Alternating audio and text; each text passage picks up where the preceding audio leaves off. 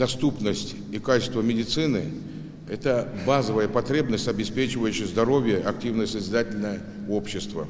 Приоритетные задачи в сфере здравоохранения. Инструментом решения этих задач для нас является государственная программа развития здравоохранения и национальные проекты здравоохранения и демография, в рамках которых проведена большая работа.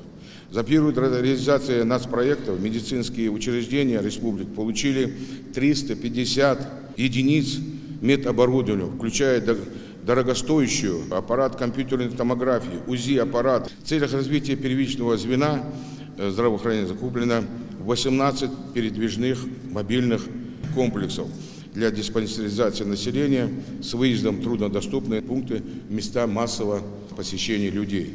Проведен капитальный ремонт в 5 амбулаторных клинических учреждениях, открыты центры онкологической помощи в Сунжском и Малгобекских районах. Высокотехнологическую медицинскую помощь в 2023 году получили 460 человек и в 6 медицинских организациях республики.